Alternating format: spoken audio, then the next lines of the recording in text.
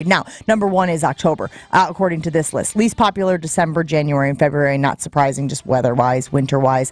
But I feel like I've heard of at least a couple like New Year's Eve weddings. Yeah, like people. That's a thing that may people be do. the outlier, the New Year's Eve wedding, as far as the winter weddings. I feel like COVID has affected this though, because places were not allowed to have weddings. Yeah. For you couldn't gather and whatnot, and so I feel like if you talk to somebody in the wedding space, photographer, caterer, venue, they're saying they're booking year round now. They're booking because they're trying to catch up still. Exactly. They're still trying to catch up from when they could not have people getting together. I bring this up because one of my favorite people in all of sports media, Kyle Brandt, who works on Good Morning Football, very, very talented dude. You probably know him from the Jim Rome show back in the day. He used to contribute to that as well. He's been crushing it in the morning on Good Morning Football. He went on an epic rant. Do we know what caused this? I'm guessing it's because we're in wedding season. Okay. Right? Like, how many weddings have you been to as an adult? It's got to be between like 15, 20, something like that. Oh my gosh. Well, congrats on the friends, Gabe. Yeah. Jesus. Wow. Probably something like that. Well, again, like I feel... I'm so popular. My name's Gabe. You've got your high school friends, then you've got your college friends, and then I've befriended people here at GKB, and then I've got younger, like Ashton. Like there's going to be another talked about wave. this yesterday. When you make the college friends, the high school friends drop off, and then when you make the real life friends, the college friends drop off, and there's only a few clingers. There's only a few hanger-ons. Yeah, but apparently they got married before they got dropped.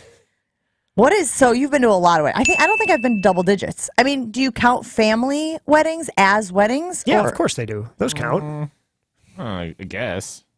But it's not like people are choosing to invite you. It's almost like out of obligation, the whole blood-related thing. Sure, but you still went. Yeah, and it still counts as wedding experience. I still think adult lifetime, I'm maybe at 10, adult lifetime, I'm maybe at 10 weddings.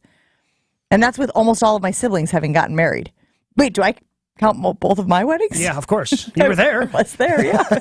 Or maybe you weren't. I don't know. I guess I wasn't there. I can't confirm if you were there or not. Had to be there. I was there. So that's 2, okay. And then carry the one. You're already 20% of the way there. You're telling me you haven't gotten to double digits? That's true. It seems like 15's a lot, but I bet if you start going through them, it adds up. All right, as the morning goes on, maybe I'll try to compile a list and see exactly how many weddings I have been to. I want to get to this sound from Kyle Brandt because it is one of the best things I have heard on the sports landscape in quite a while. So let's take a listen to Kyle Brandt, who has a very good and rational and logical complaint about wedding season. Here it is. It's not a speech, it's a toast.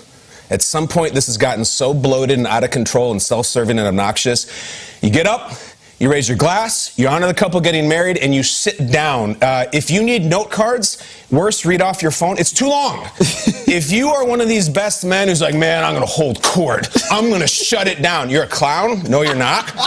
If you are the maid of honor who's going to spend 6 minutes giving an oral history of your friendship with the bride, what are you doing? They're up there. Where do I even begin to talk about my relationship with Kirsten? It would probably have to be Taco Tuesdays, having a few too many margs. That's about your relationship with the bride. It's about her relationship with the groom. Kirsten. Another thing for the maid of honor. I've heard this recently. Do not include this line where Go ahead. I'll be honest. When I first met Tyler, I wasn't the biggest fan. Tyler's grandmother's sitting right there. What are you talking about? Edit that out. You just said you hated the groom when you first met him. It is his night. All that stuff, from the comedy routine to the documentary from the maid of honor, it's all fine. It's all great content. That's for the rehearsal dinner. Rehearsal dinner. Yes. Open night. It trickles down. That goes to rehearsal dinner. The story about the body shots in Acapulco, that's the bachelor party that keeps going down. Here's what you do if you give a speech, all right? You stand up. You have your glass, all right? And make it a glass of champagne. It's classy and so fast. Where's your iPhone, Kyle? No iPhone. None. And you're not up there with like your Makers and Coke with a straw in it. You're with your champagne, okay? 4 things. You say something appreciative about the evening and the event. Yes. You say something tastefully funny. You say something truly authentic and heartfelt about the couple. and then you say, we all love you so much and we wish you well, and then you sit your ass down. It's not about you. It's not a speech. It's a toast. There it is. I don't understand why people were laughing. This is a serious matter. I have never heard in the history of my life anybody who has been more correct. Yeah, I literally wrote this down, Gabe. Has anyone ever literally been more correct? Look, it's right there, okay? Yeah. Look, it's right there. Okay, I want to make sure that this is not a bit. I literally wrote that down. That is one of the best things I have heard in such a long time. And since it is wedding season, and we do seasons here on Jen, Gabe, and Chewy, baseball season, football season, and whatnot, I thought it was important to get this out there for people to recognize that it is not about you. It is about the two people joining their lives. You have been lucky enough to be invited to this event. You have been fortunate enough to be included in this event. Do not make your moment bloated, which was a great word that he used, and self-serving. Like this should not be something that we have to hammer home. And yet, the number of times that I have been to weddings where someone has tried to hold court up there or get a good laugh out of the crowd. I love that he distinguished between speech and toast. We have forgotten, Gabe, what a toast is. It is morphed. Like so many times when I've been talking to friends, I've got to give my best man. They don't even say toast anymore. They say the word speech. I got to give my best man speech. I have given one best man toast in my life. And it started shortly after I was working here at ESPN Milwaukee, and I just started doing the show with Homer. I started the afternoon show on a Wednesday. That wedding was on a Saturday. That Friday after the show, I went, Homer, I got to give a best man speech tomorrow. You have any advice? And he said, nobody has ever said that speech was too short, which I carried with me. Like I talked for 60 seconds, maybe. What? Yeah. Wow. You just keep it short and efficient. I kind of followed a lot of the things that he said. You know, you opened up, you thank everybody for being there, had a little funny joke about my buddy, said, how much I loved watching those two grow as a couple. Here's to the happy couple. Like it was short, it was efficient, it was because I have, ever since Homer told me that, every wedding that I have been to, when somebody reaches into their jacket pocket and then comes out with a War and Peace novel amount of papers, I just, this is going to be bad. And you have to think that the bride and groom are doing the same thing, right? Because it's never going to be as good as you hope it is going to be. It is never going to be this litany of all the reasons why you are the best person and they are the best person and you are the perfect match and all of that stuff. It is always Kirsten, Marg's, Taco Tuesdays, right? And like the line about, I have to be honest, I wasn't the biggest fan of Tyler's when we first met. Like, yes, read the room. So many people care about Tyler, like Tyler. No, you don't even have to be able to read the room. Just look at the room. Half the people there are for Tyler. You shouldn't be roasting Tyler. This isn't a roast. Like, okay, now you're cool with him. Awesome. But like... Counterpoint. If you want to make it a roast, fine, but be funny. It's so hard. Humor is hard. And not for all of us. I think people think they're funnier than they are. Hello. Hi there. Unless your best man or maid of honor happens to be a professional comedian. Or has implicitly said, like, you can be funny. Yeah. But your point about 60 seconds, wow, like we heard from Kyle Brandt right there as he did his roast of toast, roast of speech. He was talking for 2 minutes. Did that seem too long to you for a toast? No, I mean, he was great. Like I probably kept mine a little too short, and it's been something I'm conscious of. And look, public speaking is not something I'm scared of, so I didn't have any note cards. I kind of knew what I wanted to say, and I, just went in order of the way I wanted to say it. No, 2 minutes should be fine. But I would say you start getting past 2 minutes for a toast like that. Yeah, somebody should have one of those giant hooks and then just Or you should have playoff music. Playoff music, right? Where Yes. just the orchestra starts playing, just like they do at the Academy Awards. Now you know that your time is up. 2 minutes to me feels like the maximum amount of time that you should be speaking at a toast. Because everybody just wants to get to the dancing and the drinking anyway, right? that's- I look, mean, you're preaching to the choir here, Jen. Both of you were at my wedding last year. It was the most informal thing possible. And this was what I have felt an advantage of getting married a little bit later in life, getting married at 36 versus getting married in your 20s or early 30s. Getting married at 36, me and my wife had the advantage of, okay, we've been to a bunch of weddings. What do we like? What do we not like?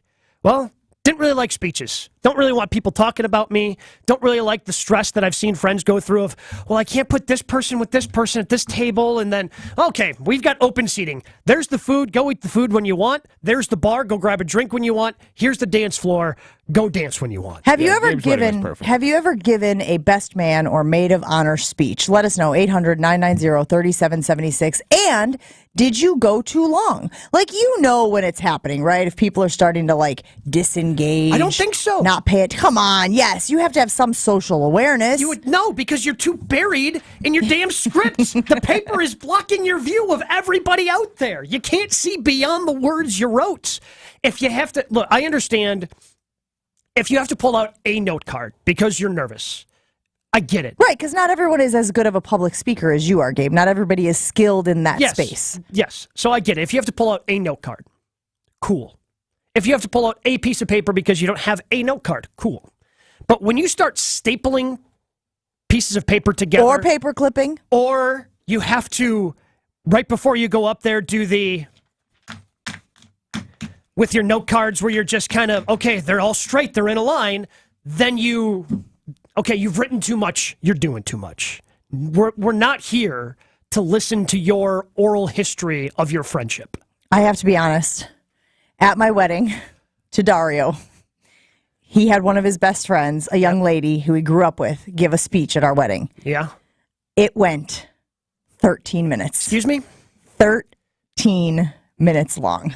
I'd have walked out. And at some point, I'd have walked out like a bad movie. at Like, no. some point, I'm kicking Dario underneath the table, going, "What are we gonna do?" She just keeps talking.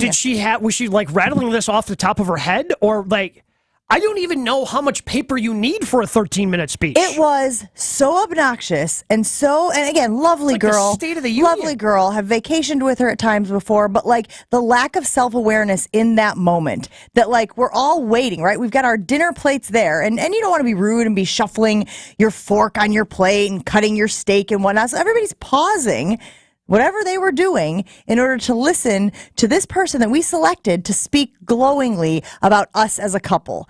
And it was all about her friendship with Dario, like from when they were kids and all of this stuff. And like, not gonna lie, it got a little uncomfortable when it really seemed like maybe she had a crush on him for a considerable amount of time. Well, I'm sure you got over that because that was probably, minute 6, 7? She was only halfway through at that point. I forgot about it by the time we got to the end, if I'm being honest. We've got Jason Wilde coming up next on Jen, Gabe, and Chewy. We will ask him about wedding speech/toast protocol right after this. Wade versus Diener, a 3-day event where Dwayne Wade and Travis Diener will compete to raise the most money for local youth literacy programs is coming up, so mark your calendars for July 23rd. Don't miss this opportunity to join these NBA stars as they give back to the Milwaukee community through their shared love of basketball and fundraising for youth literacy. It's easy to register. Go to Wade versus Diener, wadevsdiener.givesmarts.com. I'll be honest. When I first met Tyler, I wasn't the biggest fan. Tyler's grandmother's sitting right there. What are you talking about? Jen, Gabe, and Chewy continues next on 94.5 ESPN. It's a good ride so far this morning. No major delays around the area. No incidents to report either. So just a little bit of building volume. Traffic is brought to you by Fifth Third Bank. Custom solutions built around your goals. Member FDIC. A check of the TMJ4 Storm Team forecast today. Mostly sunny. A high of 75 at the lakefront, 80 inland. Tonight mostly clear to partly cloudy. A low of 59. From the WTMJ Traffic Center, I'm Debbie Lazaga on 94.5 ESPN. The award-winning 1017 The Truth is excited to be back celebrating the 52nd annual Juneteenth celebration in Milwaukee. Make sure you come down on Monday, June 19th, as we will be broadcasting live from the Juneteenth celebration from 11 a.m. to 3 p.m. Stop by our table to play games, win Truth swag, and say what up to your favorite Truth teammates. The 1017 The Truth celebration of Juneteenth is sponsored by Educators Credit Union, Tayback Law, Molson Coors, and Associated Bank. With no fees or minimums and no overdraft fees, banking with Capital One is the easiest decision in the history of decisions. Even easier than choosing Slash to be in your band. Next up for lead guitar. You're in. Cool. Yep, even easier than that. With no fees or minimums and no overdraft fees, is it even a decision? That's banking reimagined. What's in your wallet? Terms apply. See CapitalOne.com/bank for details. Capital One N.A. member FDIC. As a roofer, I don't have time to fail. Homeowners rely on me, so I rely on Beacon. Beacon's unique network of branches work together to get me what I need when I need it. Every branch working together. And with the new Beacon Pro Plus app, I've got the brands I depend on, like GAF, right at my fingertips. Now through June, purchase online with Beacon Pro Plus, web or app, and earn up to $1,500. Beacon, always building. Golf season is here, so make plans to play at Erin Hills. Erin Hills is the 9th-ranked public golf course in the nation. This beautiful course hosted the U.S. Open and the U.S. Amateur. Erin Hills is open all summer long. Book your reservations now for your golfing and lodging needs. If you want to plan ahead, Erin Hills is also accepting pre-booking for the 2024 golf season. You can search availability and begin your trip at erinhills.com. That's ERIN Hills.com. Are you looking for the perfect restaurant for your next night out? Then make Aria, the acclaimed restaurant inside St. Kate, your next dinner destination. Specializing in artisanal American cuisine, Aria features carefully prepared seasonal entrees along with a robust selection of craft cocktails, wine, and local beer. Join them on Sundays for the restaurant's famous trademark chicken, served family style with sides like mashed potatoes, goat cheese biscuits, and more. Make your plans today to dine at Aria. Learn more and make reservations at aria@stkate.com. That's aria@stkate.com. Ready, down, hunt, hunt, hunt, hunt. All Packers, all the time. You know, I am a play the high side of caution, as Mike McCarthy used to say, guy, but the guy's got to play. He needs the work in game. So it's an interesting dilemma that they're going to face come this summer. Okay, most of the time. Almonds specifically or all nuts? Well, these nuts, those nuts, whatever nuts work. It's Jason Wilde on Jen, Gabe, and Chewy. Brought to you by Boucher Automotive. With 16 different new car brands and over 35 pre-owned brands to choose from. Boucher Automotive. We are driven by you. And by the Bridgewater Modern Grill. Nestled in the heart of Milwaukee's emerging Harbor District. Enjoy a specialty crafted menu centered around a custom oak-fed grill. Jason, happy Friday to you, sir. Where the hell is Chimura? He's so mad you called him Chimura yesterday on the show. He decided not to come back.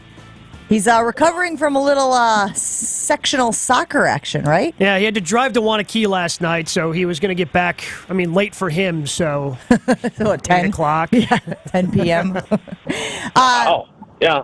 Jason, have you ever given a best man speech / toast at a wedding? I have, yeah. Did you go into it with certain parameters or rules about how you would handle that responsibility and specifically how long you would go when you were giving that speech / toast? No, but I did a PowerPoint presentation. I'm serious. And it crushed. It was awesome. I had some pretty good jokes in there.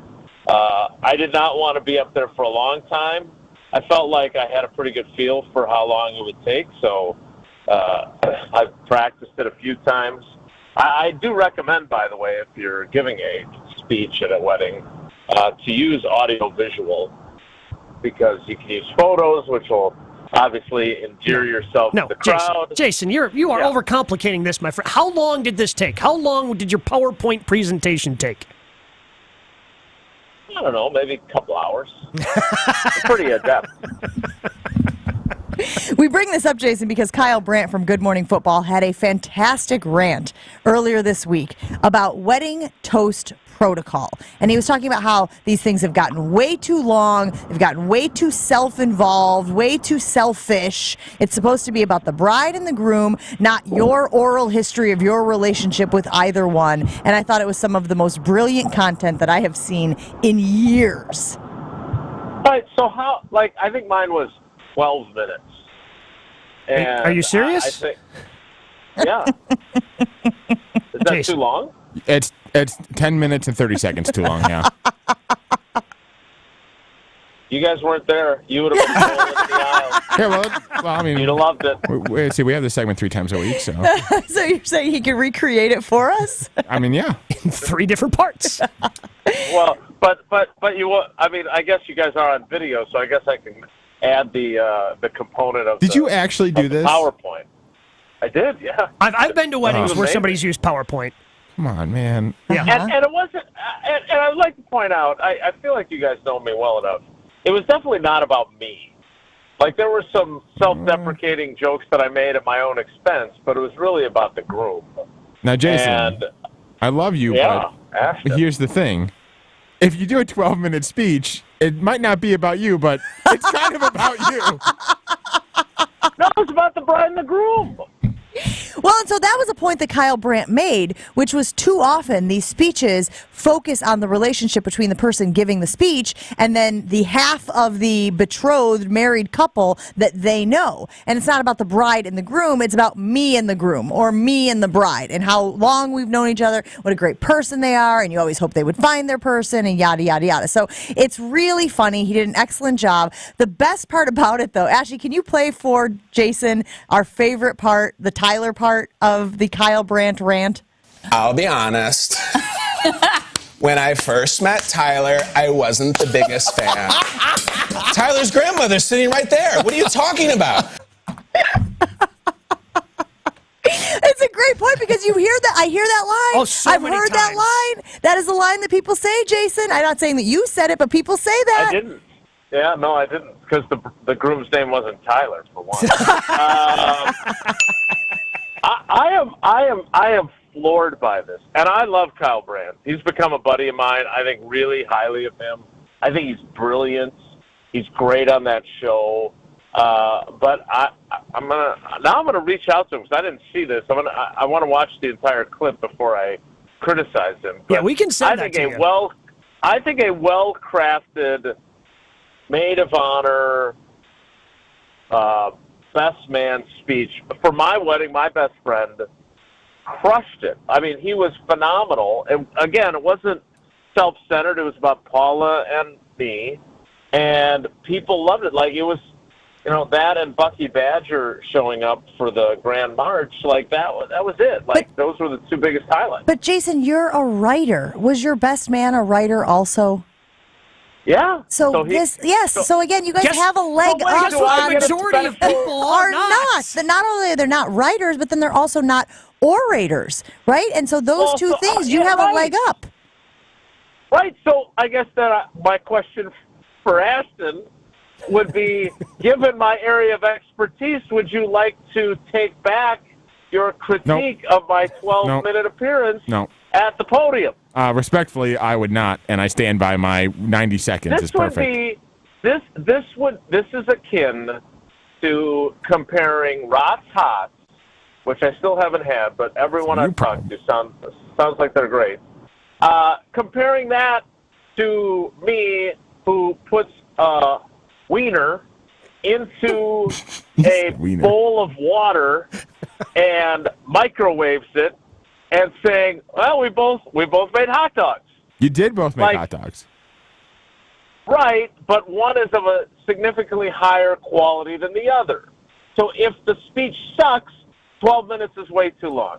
If the speech is one of the greatest speeches you've ever heard at a wedding, like mine was, with audio-visual tools, then the 12 minutes fly by. It sounds like we need to get Jason to a wedding here now. Yeah, when's the last time you were at a wedding, Jason? Ooh, that's a great question. Sarah Barshop's wedding, maybe, and okay, she just had her second baby, she and Matt. So She covers the one of the LA teams. I can't remember which. For ESPN.com now. It's the Rams. So, and I think it was the girls have aged out of flower girl status, which has been a game changer for us in terms of wedding attendance, because they were like go-to flower girls. Like they should have started a flower girl business where you could hire them to be your flower girls if you had you didn't have anybody in your family to fill that role. They were awesome at it, but now they're too old for it, so they don't do it. But we went to a lot of weddings. They had a lot of opportunities to do that. I have not had that many speeches. I've done the commencement speech at my high school. That was great. Used audio-visual tools there, too. Again, I can't recommend that enough. But Ashton and I are going to fight. Because, Jason, when you were, I'm trying to remember, I can't remember the best man and maid of honor speeches from that wedding because I was also at that wedding. But anytime I'm at one and somebody reaches into their coat pockets, or for the ladies, I guess, anytime they reach into their cleavage and pull out their note cards, I get a little concerned about what I'm about to witness. Yeah, I did mine without notes. So, again, come at me, bro. Yeah, but you had to roll out the TV like you were a substitute teacher in 1989. No, they had a screen. They had a screen up. It was a projection screen. Did they only have the screen for you? Were they planning on having the screen? Or did they have to have the screen for your speech? It was not just for me. They were showing photo collages, slideshow. That's the word I'm looking for. Slideshow of the bride and the groom through the years, throughout the reception. So no, the screen was there. I just took advantage of its existence when I learned that it was going to be there and said, I'm going with this. I think that Kyle Brandt's rant is for the everyman. Most people who are not proficient in public speaking and writing and nailing a joke and all of those things. I think that most people who are paying attention to that, or who are tasked with being a bridesmaid or a groomsman, the person giving the speech, should adhere to his rules, should adhere to the parameters he has put in place. Jason may be the exception to the rule because of his expertise and in that space. You're damn right I am. So here's my question. Okay. Someday, when our mutual friend, our Bucks buddy, Justin Garcia, ties the knot. It'll never happen, just FYI. And that's a great opening line. I was on the radio once, and I said this would never happen. If you are the best man, Ashton, what would you do in that role? I'd turn it down. What? No, you wouldn't. Yeah, you know you wouldn't. No, you wouldn't. If somebody asks you to be their best man, you're not turning it down. No one believes you. I would tell the story. If it's the person that I would think it would be with, I would tell a singular story for 30 seconds, and then I would drop the mic, and I would walk out. Wait, what does that mean, the person I think it would be with? You got some sort of crystal ball over there, Miss Cleo? Yeah. Well, if it's his current situation, then I know exactly what I would say. The fact that you've referred to it as a situation is not a great endorsement. Jason just learned that there's a current situation. I did not know there was a current situation. I can't wait to find out more. Are you taking down Justin because Chewy takes down you? Are you like, Chewy's not here to rag on you and your relationship, happened. So now you have to... Justin's not even here to defend himself. It's fine. It's been like 6 years. But you called it a situation. Listen, I'll tell you about it. You'll understand. Jason, you can call Justin and ask him for details. He'll get mad at me, but it's worth it. Don't kid yourself. As soon as I hang up with you, that's the first person I'm calling. Here's the thing. I want to make Jason part of my future possible wedding now, just so I can judge his speech. Well, why can't he just provide you with a video of the speech in question? Got to be there. No, I need it live in person. I would come to your wedding, depending upon your situation. Thank you. Jason, we appreciate you hanging out with us and helping us shed some light on this. I don't think we have any Packers questions for you. Well, we were going to ask him about the Tausch or tears. Not tears as in, but the tears. The tears of the Tausch. Exactly. When there's no one around. No, we were going to ask you about Tausch's tears, but we can save that for another day. We appreciate you helping us out with the wedding protocol. All right. I'm available for hire. Let me know when you need a speech, buddy. Yeah, don't All right, call us. take care. We'll call you. That's how that's going to go. Jason Wilde can, of course, be heard on Wilde and Tausch right after Jen, Gabe, and Chewy here on ESPN Milwaukee. More Jen, Gabe, and Chewy coming up on 94.5 ESPN. We have a pretty good ride shaping up right now. We just have one broken down vehicle, westbound 94, right about at 84th Street. It is off on the right shoulder. Squad's with it. It's a bit of a distraction more than anything else. Not really seeing any delays around the area either. Traffic is brought to you by Fifth Third Bank, custom solutions built around your goals. Member FDIC. And checking the TMJ4 Storm Team forecast. Today, mostly sunny, a high of 75 at the lakefront, 80 inland. Tonight, mostly clear to partly cloudy, a low of 59. From the WTMJ Traffic Center, I'm Debbie Lazagon, 94.5 ESPN.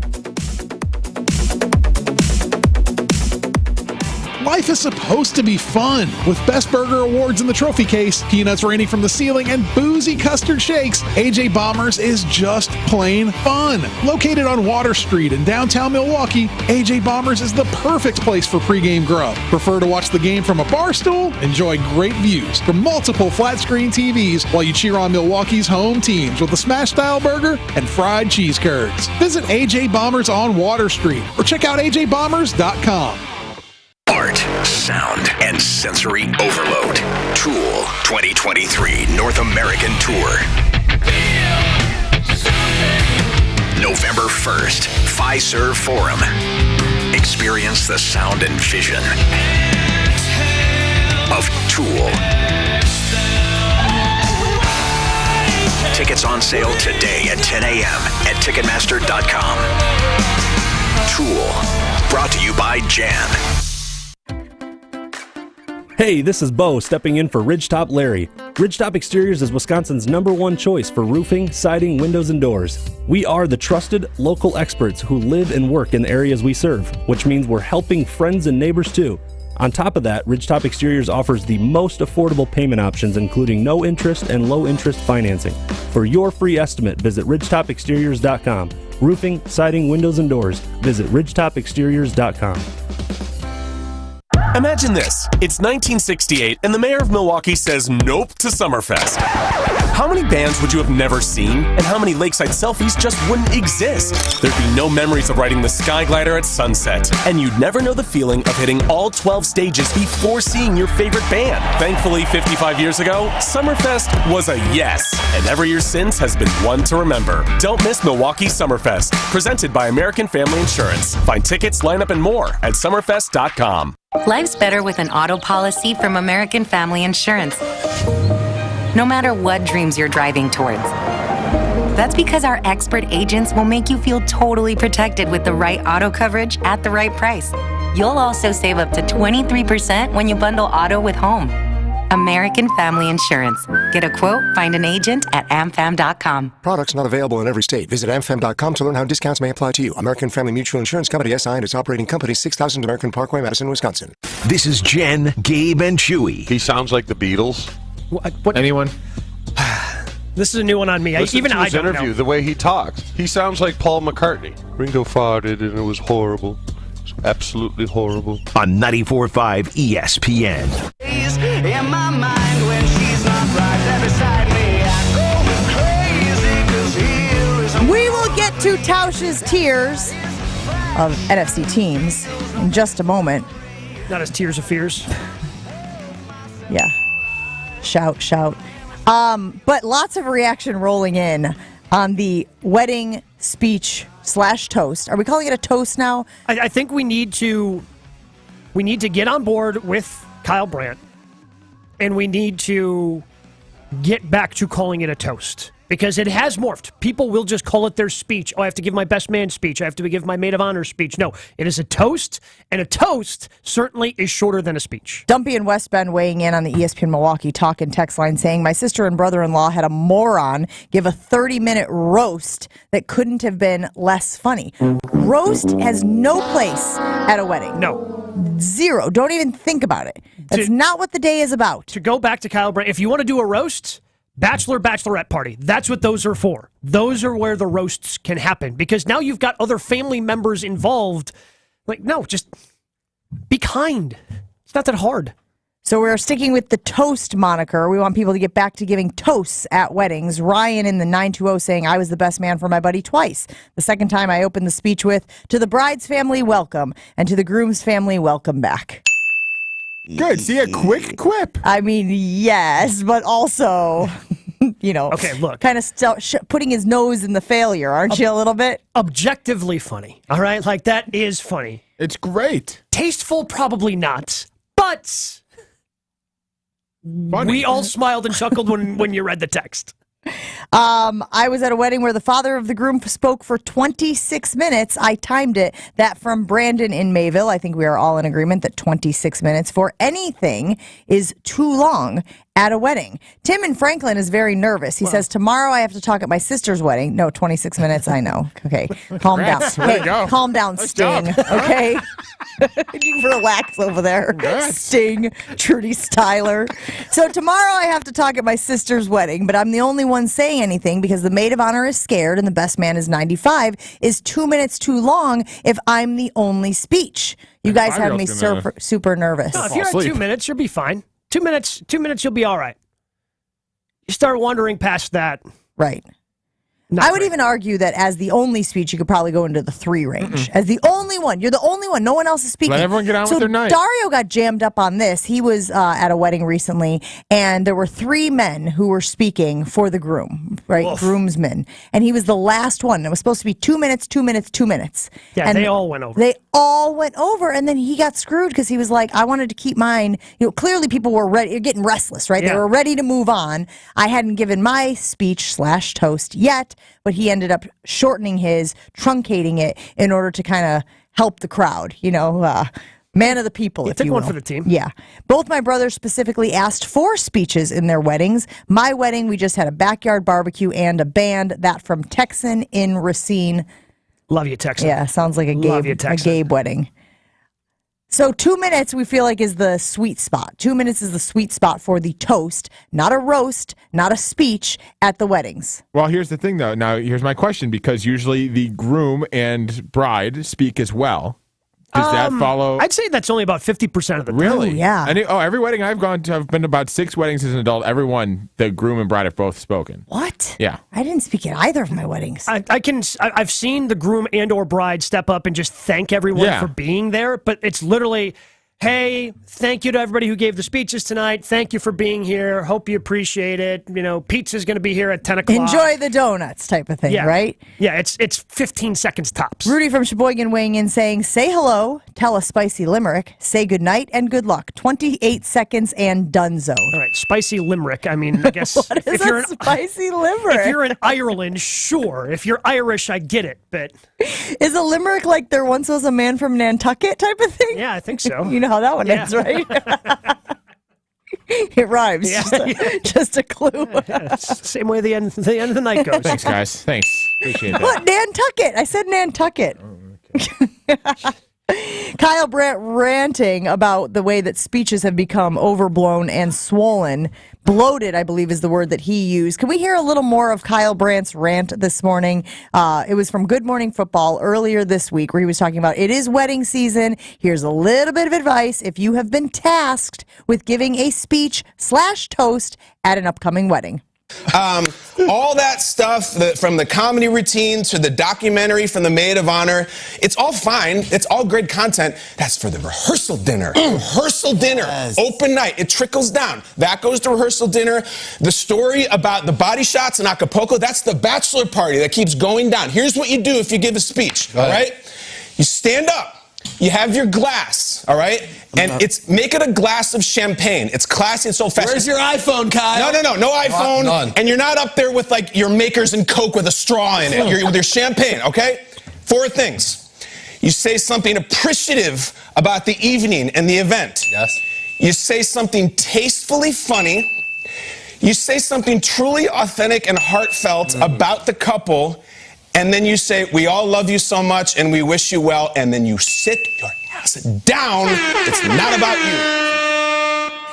But Brian not your time to Waukesha shine. weighing in saying if you pick someone that speaks for 13 or 26 or 30 minutes, that is on whoever picked that person more than a little bit. And there is a point here that I think Brian is making that is valuable, which is you have to manage the expectations. Yep. You have to set a standard. You have to go in, and that's a tough conversation to have with somebody who you have handpicked to speak at your wedding. But I think you have to be bridezilla, you have to be groomzilla in that moment and say, here is the point of no return. Here is the hook. Do not go longer than this. Do not pass go. Do not collect $200. And you have to set that standard. And don't tell the entire family that you weren't a fan of my significant other when you first met them. Yeah, I think you should send this Kyle Brandt rant around to your people, right?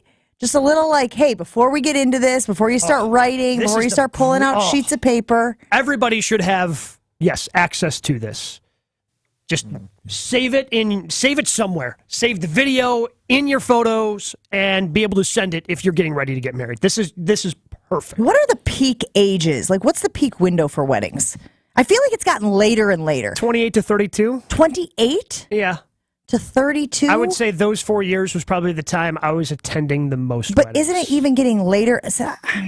According to, I don't know what this website is, but regain.us, it doesn't really sound reputable, for being honest. That's me, honest, the captain over here. The national average age for marriage today in the United States is 27 for women and 29 for men. That's the average, like, the age there. I still feel like it's getting wider, but on the back end. But on the back end, people are getting married later. Like people are waiting to get married, and then they're waiting. And the window. I feel like as opposed to being a 4-year window or a 5-year window, I'm almost thinking like an 8-year window now.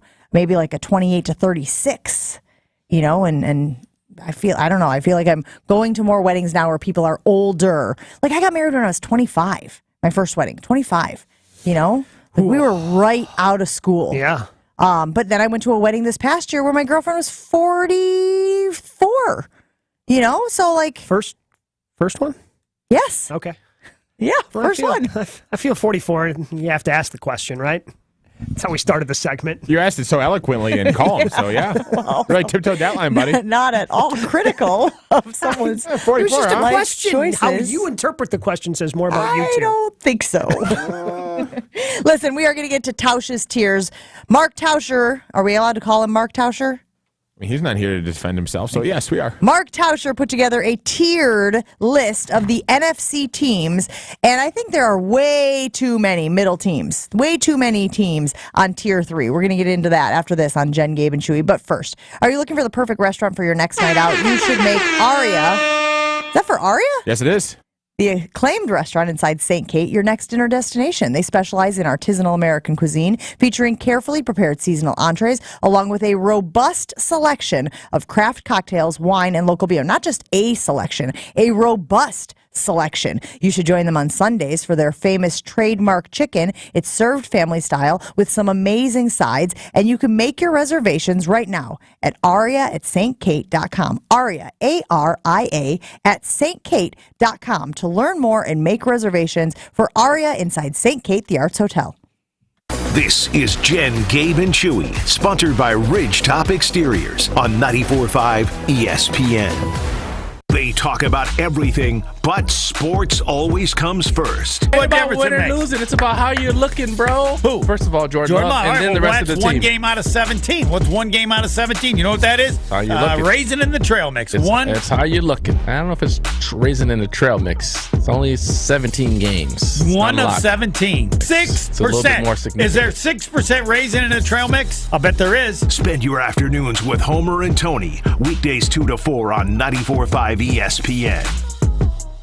Are you kidding me? Gas prices are up again? Somebody has to do something. Well, someone did. That's why I use Upside. Upside? What's that? It's a free app that pays you back real money for every gallon of gas or diesel you buy. I just earned 25 cents back on every gallon of this tank. So the Upside app is free and you actually get cash back every time you use it? No strings attached? Yep, it's awesome. Check it out. It only takes a couple of minutes to sign up. Instead of just watching your dollars go into your tank, start putting money back into your wallet with the free app from Upside. With the price of gas today, it's big news and big money. To cash out of your Upside cash, just transfer it to your bank account, PayPal, or a gift card. Upside Upside users have already earned over $200 million. Now it's your turn. Download the free Upside app and get cash back on every gallon of gas. Use promo code ESPN17 for an extra 25 cents per gallon on your first fill-up. That's code ESPN17. Use code ESPN17 for an extra 25 cents per gallon back in your first fill-up. Cashback's not available in gas in New Jersey and Wisconsin. Texting enrolls you in recurring automated marketing text messages. Consent not required to purchase. Message and data rates may apply. Leaving for the gym so early? I'm ready to go. Since you started taking Nugenix Total T, you've been acting like when we met in our 20s. I feel like myself again. Lower testosterone after turning 40 slowed me down. Nugenix Total T has been a game changer for me. What is it about Nugenix Total T that's different? Well, it's a patented key ingredient called testofen. It boosts free and total testosterone to help you get back the drive and energy from your youth. It's backed by 5 clinical studies. I've seen the huge difference it's made for you in the gym, at work, and in the bedroom. I'm so glad I sent them a text for my complimentary bottle. Text HUNK to 321321 right now for your complimentary bottle of Nugenix Total T. Nugenix is the #1 selling testosterone boosting brand at GNC and Walmart. Do it now, and we'll also send you a bottle of Nugenix Thermo X, our newest, most powerful fat burner ever. Absolutely free. Text HUNK to 321321. That's HUNK to 321321. 1 Mississippi, 2 Mississippi. Keep counting at those stop signs, Alex. Full stop and doesn't go until she counts to 5, McSweeney. Because you are a safe driver. And like most drivers who sign up for Snapshot from Progressive, which customizes your rate for how and how much you drive, you could earn a discount for your good driving. So don't turn into an Alex rolling stop and goes whenever she wants, McSweeney. Because once an Alex full stop and doesn't go until she counts to 5, McSweeney, always an Alex full stop. Well, you know the rest. Sign up for Snapshot today. Progressive Casualty Insurance Company and affiliates. Snapshot not available in all states or from all agents.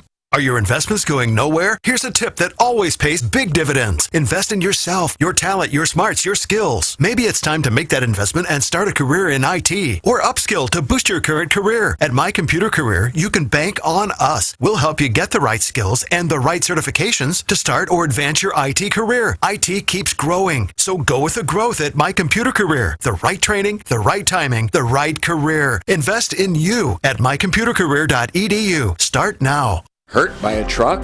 Call Gruberg offices. One call, that's all. What is dedication? People ask, how your children learn how to ride a bike and you didn't? I just created an environment where they taught themselves and all I had to do was be there. That's dedication. Visit fatherhood.gov to hear more. Brought to you by the U.S. Department of Health and Human Services and the Ad Council. You are listening to Jen, Gabe, and Chewy. And guess who didn't hit the hole? Zeke Elliott. Ashton. Well, I mean, yes. Yeah, right back there? That's so true. It was a direct shot. She took out the sniper rifle and just... She got right up to me, took out a Glock, and just shot. Yeah, right in the balls. On 94.5 ESPN.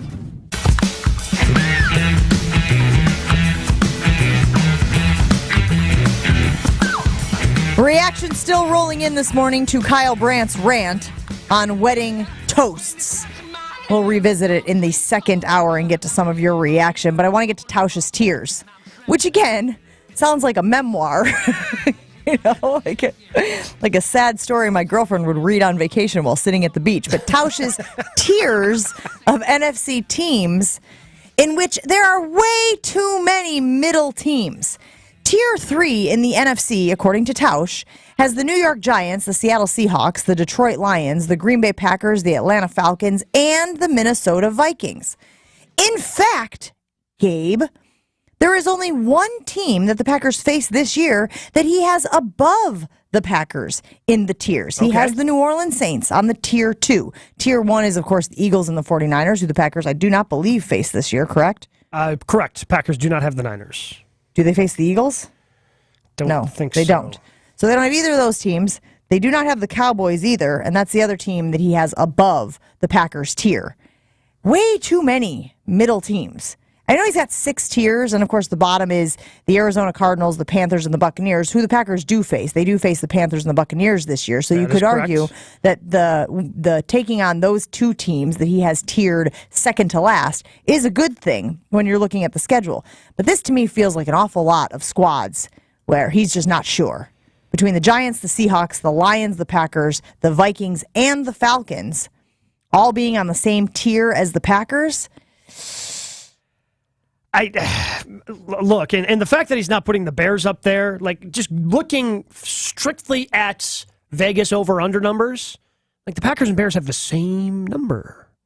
And the Vikings and Lions? Above that number of 7.5. So you think this is optimism from Tausch, sticking the Packers in Tier 3 versus Tier 4, which would be more comparable to where Vegas has them? Yeah, so he would have the Packers as a team that's clearly vying for a playoff spot. Because you have your top 4, and look, I think New Orleans' number is like 9.5, because I guess somebody has to win games in that division. It seems high to me. I don't know how you can believe in the New Orleans Saints at this point, as banged up as they've been. Yes, they have some talent.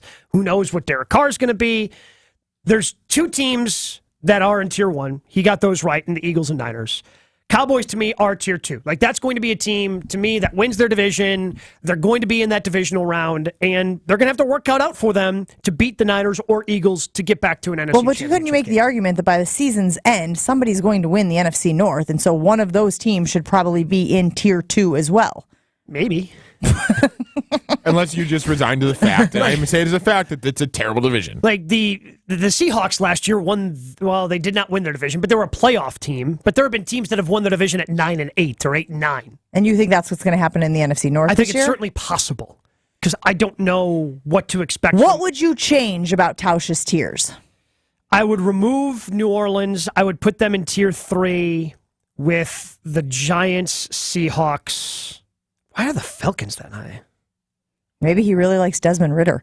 I thought the Falcons were too high as well. Desmond Ridder's family doesn't even like Desmond Ridder That's that much. not true. Having sat with Desmond Ridder's family, I want to go on record to say they really like him. I'm going to okay? edit that to say that's true. But be honest, would you move the Packers down to Tier 4? I would. I would move the Packers down to Tier 4. I would probably move the Lions down to Tier 4 just because I'm curious to see how they wade through all of this controversy around the team once the season actually starts. I would move the Falcons down there. There are a lot of bad teams in the NFC, and that's fine because it's just the truth.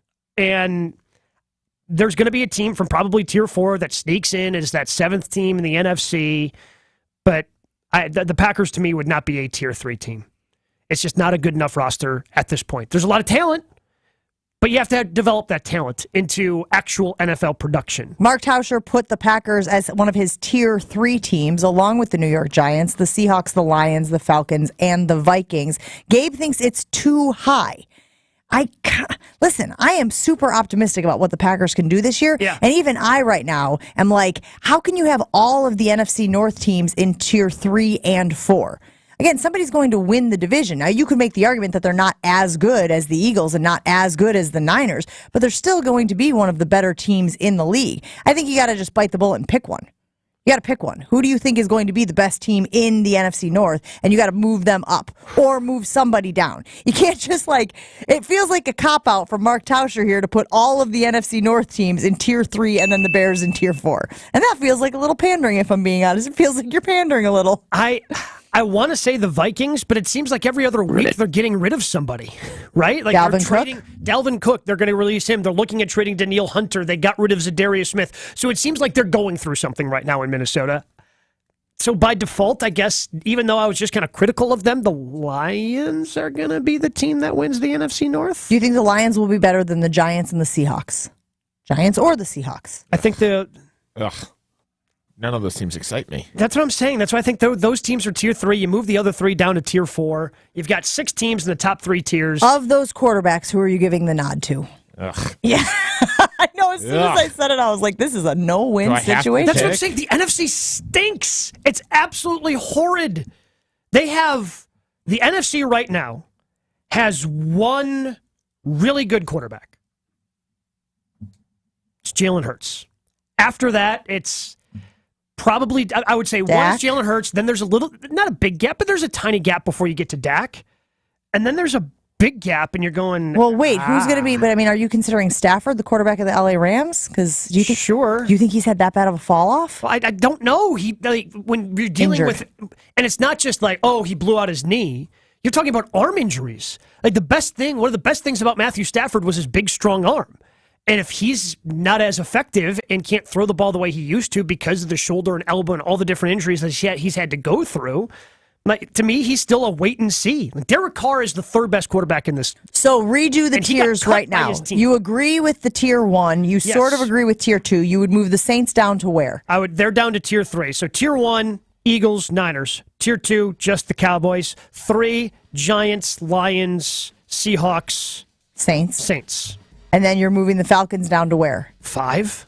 And the Vikings and the Lions and the Packers. You said the Lions are tier 3. Yep, but Vikings and Packers down to 4? I guess. See, what I'm reading there is there's just a lot of uncertainty in this division.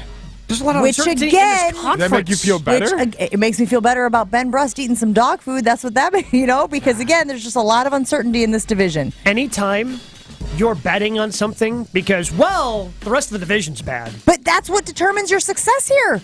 You win the division, and you can win the division by your division being bad. I know we don't talk about the Badger football program a ton, and I know the Big Ten's getting rid of divisions. But I feel like every year that the Badgers got picked to win their division because the rest of the division was bad, they didn't win the division because they were also bad. Like, they've been good in the past, so this has got to be it. Like, the Packers just aren't a good team right now, and it's fine.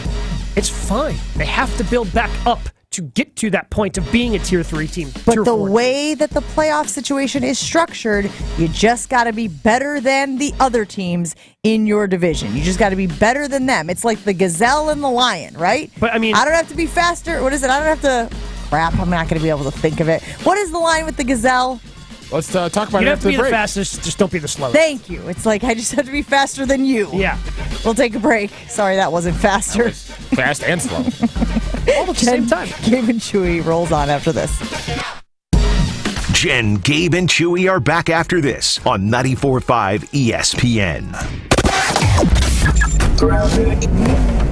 Right now, we got a relatively normal ride. Northbound 43 slowing down from North Avenue all the way up to about Silver Spring. Westbound 94, watch for the delays coming in from before 27th Street through to about Mitchell Boulevard. Northbound 41 slowing down from Wisconsin Avenue up to about Swan Boulevard. And checking the TMJ4 Storm Team forecast today, mostly sunny, a high of 75 at the lake, 80 inland. Tonight, mostly clear to partly cloudy, a low of 59.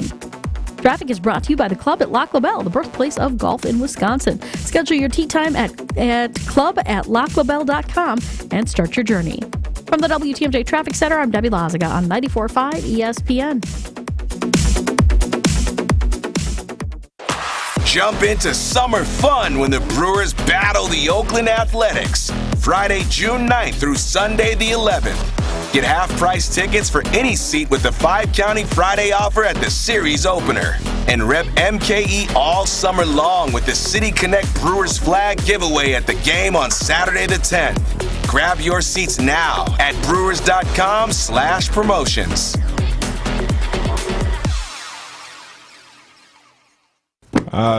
Brian, why are you stacking books on the floor?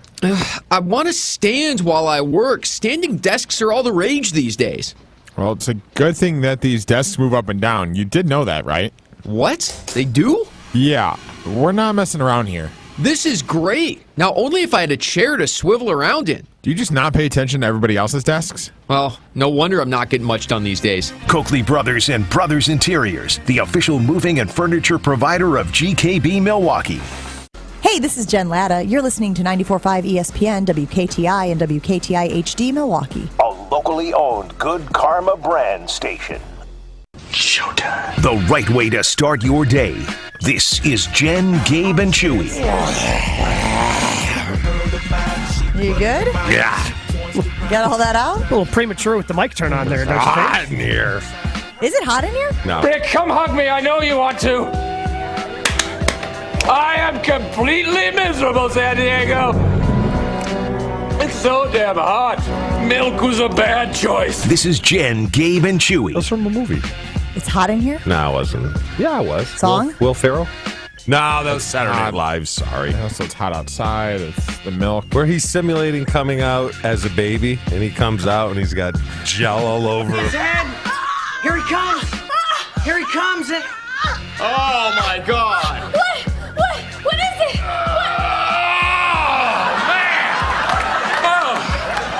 It was hot in there. Jeez Louise, that was rough. This is Jen, Gabe, and Chewy, broadcasting live from the Gruber Law Office's One Call That's All studios at the Avenue with Gabe Neitzel and Mark Chamora. Here's Jen Latta. Running her mouth, she wants to ride, she's trying to hide it. I'm cool as ever, she's too excited. Her man look like he wanna fight, he ain't doing nothing but running his mouth. Is there any place in the world where people demonstrate more irrational confidence? Oh, than the Miami Heat playoff run. No, not that. Then the carnival. We went to the fair last night. Lions Fest is in the Mequon area in Thiensville. Last night was family night. What a bleep show. Total bleep show. Just kids running around. I was about to say, a lot of kids just running free. Hopped up on all the sugar from the cotton candy and the ice cream and everything else. Pixie stick still a thing? No, not that I saw, but like you're just head counting the whole time. 1, 2, 3, 4, 5, 6, 7, 8, 9. Okay, good. 1, 2, 3, 4, 5, 6, 7, 8. Okay, good. We got all the kids. What if you count a different kid? Well, yeah, the hope is that you're counting your kids when you're doing the head counting. We had a lot of parents there, so we were actually dividing and conquering, which was super helpful. But the irrational confidence that people display at carnival games blows my mind. You know they're rigged, right? Yeah. Like, you know they're rigged so that you don't win. Yeah, it doesn't matter. I can still do it. Like you, the average person, yeah, you may think they're rigged, but if you have the skills of someone like myself. Is this a college athlete thing when you played like college sports? All of a sudden you're like, if I could do that, I could definitely put this way too large basketball in that way too small rim and win a way too stinky stuffed animal. If I can throw out a runner at second base. Yeah, of course I can take this little ring and throw it over the little peg so I can win the stuffed animal. Of course that's easy. And how is that usually gone for you? Oh, terribly. Who's more irrationally confident when it comes to those carnival games? Is it the little kids who have been wooed by all of the stuffed animals hanging there, swaying in the breeze, or the former college athlete men, dads That's who are Gabe. there? No, it's 100% the dads. It's the because Gabes. the kids don't have irrational confidence. The kids just have the persistence of being able to go back and ask for the money because they want to win whatever. But there is a belief that they can win, right? Like they don't of know at that age that it's rigged against them. The dads know it's rigged and still think that they can beat the system. But you're better than the rigging. Like, yeah, you think you've rigged it. You rigged it for that person, but for me, I'm smart enough. I know how to play your game. Do you have like a go-to fair game? Do you have like a game where you're like, I actually am good at this? I haven't. I couldn't tell you the last time I was at a fair. Like, I couldn't tell you. State fair? Never got been. a state. Yeah, Never been to the state fair. we've discussed this. I went for the first time 2 years ago. How is that possible that you've never been to the Wisconsin State Fair? It's like 6 miles from us right now. Yeah. Like where the fairgrounds are. Go to the fair. Come hang out with me. I live right next to it. We get all of the free tickets here from our friends at WTMJ. We should go. We should bring Chewy. Chewy loves the fair. Chewy does love the fair. We should. He loves the people watching at the fair. Here's another thing we're not going to pay off, but I'll throw it out there anyways, just in case. Let's all go to the fair. Jen, Gabe, and Chewy's day at the fair. Just saying. We can all get alligator on a stick. We have to come back to that. You not having ever been to the Wisconsin State Fair, which is here in Milwaukee or West Dallas, I suppose, if you're being specific. But you have a go-to game? Like when you have gone. I feel like when I was a kid, I would always want to play that ring toss game. It felt like the easiest one because, again, you do the little rifle shoot. The thing's it's shooting crooked. Like, it's not shooting straight. Like, it's a Randy Johnson slider. It's diving down and away from whatever you're trying to shoot. Killing a bird. Yeah, like you're just... So I would say the ring toss seemed like always, because it was called Marsh Days when I was a kid growing up. That was our fair festival, because every small town has one in the state of Wisconsin. That was the one. I would always want to go to the ring toss and try to win the ring. And I won a couple of times. What do you think? What game do you think has the best success rate? Is it the ring? I don't think it's the ring toss. I think those rings are plinking off of those bottles, those milk bottles. You got to somehow lob it high enough and somehow still keep it flat. Because any sort of angle as it's coming down, which again is tough to do, that's what kind of always gets you. So they did have the rifle game at the fair last night. They did have the basketball game at the fair last night. They did have the darts and the balloons. To me, the darts and the balloons has always felt like the one that you can win the easiest. Yeah, but you can win, but the rigging to that game to me is the good prizes that you see are never actually correlated with any of the things that are on the board. Well, they're all escalators, right? Everything's an escalator. You got to hit 3 balloons and you win a small prize, and then you got to play again, and then you can elevate it to a medium prize. And if you win again, then you could elevate to a large prize. But the extra large prize, and by that point, you're, $40 in? I mean, like, seriously, could have bought the thing, run over to a store and get a clean one that hasn't been traveling around the country for the last 3 weeks. Yeah, but it's different because you earned that one. It's true. With your great dart throwing ability. That's true. Don't they dull the tips? I'm guessing they do, but how much do you really need to hit those balloons? Yeah, I hope they dull the tips. So somebody's not getting impaled if you're just a really bad throw? If the tips are dulled, then it's hard to, hit the spot. Pete McGuanago weighing in saying, throw the dart at the balloons for a goldfish, bottle up with the fishing pole, bottle up is winnable. I've watched a lot of people spend their life savings at the bottle up games. That's where it's on a fishing pole. So there's a pole, and on the end there's a ring. And at the end of the ring, you have to loop it around the bottle and lift the bottle up. And it has to stay in like the triangle or whatever also. You can't just be moving it around the board. It's got to stay in that little space there. That's a real tough one to win. When I was a kid, I would play the ladder game. Now, I haven't seen the ladder game in a while, but the way that it worked was you're on like an inflatable pit, for lack of a better term. There's a ladder attached to the top of the board on an angle, probably like a 90-degree angle, right? So you're picturing the back and the bottom as the two parts of the triangle, and then the ladder makes the other part. So like 45 degrees. Yeah, the two are at the 90 degree, and then that's the angled part of the 90 degree. So anyway, the top is by one spindle, and the bottom is by one spindle. And you have to climb up and balance your way up the ladder, right? So your weight is shifting back and forth, right and left, because the ladder wants to flip you. Mm-hmm. It's just on a single spindle. It's not held by two pieces at the bottom. Do you know what I'm saying? This game sounds like it doesn't exist anymore. It sounds like it's medieval.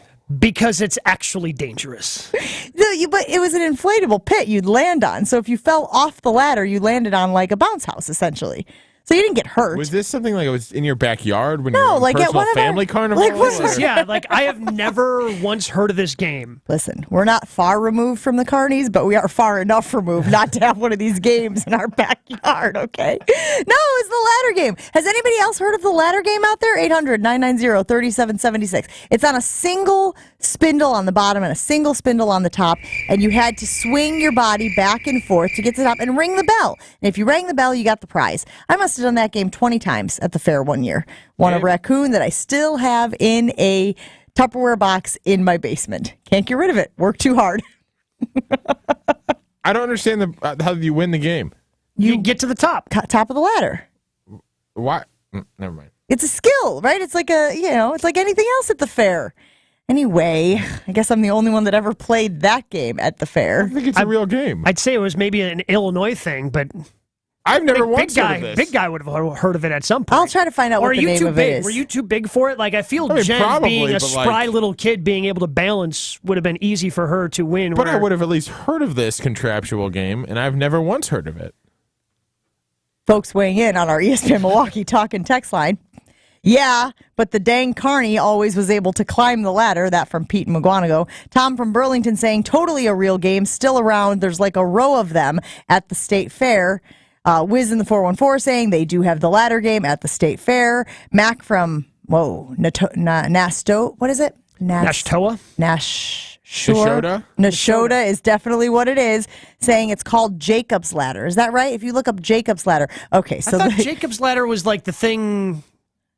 Oh, what are you doing over there? It's a horror movie from the 90s. But no, there's like a... I'm trying to think of what it was that my sisters sisters Could you think better all and faster? Had. No. You yelling at me is not helping the situation. I don't know. They used to have like strings, and they could do like all these different, like, here's Jacob's Ladder, and here's whatever cat, and like you bend the string to make different figures and different things. I feel like Jacob's Ladder was one of those things. Lots of people weighing in saying they do, in fact, remember the ladder game, which I appreciate because y'all were making me start to feel like I had conjured it up in my imagination. Where did that raccoon actually come from? Like, you don't want to know, right? All of a sudden, I'm having some flashbacks. 800-990-3776. Chris in Franklin is on the line. Chris has a little experience here with the old carnival games. Good morning, Chris. Good morning. How are you guys? We're good. Who's more irrationally confident when it comes to carnival games? Kids or dads? Rationally confident? Nobody. Nobody's actually rationally confident. Irrationally confident. Oh, yeah. I think it's definitely more like parents who just spend way too much money on things that they think they can win. And so my family owns a carnival, and I grew up out there. And carnival games are designed to be very difficult to win. And kids just do it because it's fun. Adults do it because they think they've mastered this said skill. So like confirmation that it's all rigged. What is the easiest? If you had to pick the easiest, sorry, go ahead. What's the easiest? The easiest game to win. Well, any group game is going to be the easiest game to win because there's always a winner. So that's always the best money that you can spend. Now, rigged, there are certain individuals, they're called agents, that actually know how to rig games and will steal money from people. Our carnival was always very against that, and so that was always a thing that, run an honest game was our kind of philosophy. Wait, what does that mean? What does that mean? What does that mean? There are agents who rig games. Like, how do you rig? How do you rig a game? The example would be, I don't know if you guys remember, there was a game where you took a wiffle ball and you had to hit it against a board, and it would fall into a basket. Like a laundry basket. I remember that one. It's supposed to look really easy. How hard could it be to drop this wiffle? Right, and they would show you and do that over and over again, and then without you ever knowing, they would push the basket 2 inches to the back, and the game would be impossible. I feel like I have my money so they would rig it. Yeah, probably. That is a rig. Have you ever heard of carnies? Carnies have a bit of a reputation. I thought that was a derogatory term. Are we allowed to even say that at this point? He's allowed to say it. So my email address growing up was Super Carney. So I don't know. You just kind of got to embrace it. All right, so this is good information, Chris. I'm not going to let Chris and Franklin go yet. So now we know how they rigged the wiffle ball in the laundry basket. What else? I want to know how else they rig carnival games. What's another one? Well, I mean, they can make it more difficult. So you guys were talking about the ladder game. Definitely very much a thing. The guy who would be running it does it all day long, and it's purely a skill. It's all about balance on the spindle, which is very difficult to do. They can make that tighter, and that would make it more difficult. Yep. The high striker, the high striker where you swing the hammer and ding the bell. Yeah. They can make that more difficult. Sometimes they just change the game so it is more difficult to win. And a lot of that's dependent on your stock average. Your stock average is how much you spend on prizes. And if too many people are winning and you're actually, you're just increasing your cost, you have to make your game more difficult, or you're just, in essence, not have the capability of making a living anymore. Do you think that the carnival, now as somebody who has been in this space, wants the giant box of stuffed animals that I have in my basement right now that my children have collected over the last 10 years? Because I would be happy to part with it if they would take it. They could use it for prizes. They can hang them from their games. I don't really care what they do. Just get them out of my basement. I've left the industry, but I know a guy. I know a guy who takes that stuff. I'll put them away again. He'll put them to good use. Chris, we appreciate your insight this morning. Sure. Thank you so much for calling in and confirming that the ladder game is actually a thing. I appreciate that. 100%. Have a great day, guys. Pete McGuanago weighing in saying Chris is obviously the black sheep of his family, giving away the state secrets. Well, he said he's out of the industry, so he got out. Good for him. Agents? That was some of the most valuable information that we have ever gleaned here on Jen, Gabe, and Chewy. I mean, he just told you how carnies are rigging the game. So when you go out to Lions Fest this weekend, friends, don't play those games. We know the odds are against you. The deck is stacked against you. Gabe? Is your business looking for localized banking solutions? Fifth Third Bank has been looking forward to the future and helping businesses shape what's next for 165 years and for the last 14 right here in Milwaukee. They offer industry-specific expertise, local decision-making capabilities, and extensive experience to help your business succeed. Fifth Third is big enough to provide sophisticated solutions and expert guidance, but also empowered to make local decisions and work from a foundation of strong community connections. Commercial banking value that only Fifth Third can deliver. Fifth Third Bank, National Association, custom solutions built around your goals. Member FDIC. Full show podcasts, interviews, and special content is available right now at WisconsinOnDemand.com. This is Jen, Gabe, and Chewy on 94.5 ESPN. Graphic. Right now, we got a relatively normal ride. Northbound 43 slowing down from North Avenue all the way up to about Silver Spring. Westbound 94, watch for the delays coming in from before 27th Street through to about Mitchell Boulevard. Northbound 41 slowing down from Wisconsin Avenue up to about Swan Boulevard. And checking the TMJ4 Storm Team forecast today, mostly sunny, a high of 75 at the lake, 80 inland. Tonight, mostly clear to partly cloudy, a low of 59. Traffic is brought to you by the Club at Lac La Belle, the birthplace of golf in Wisconsin. Schedule your tee time at club@laclabelle.com and start your journey. From the WTMJ Traffic Center, I'm Debbie Lazaga on 94.5 ESPN.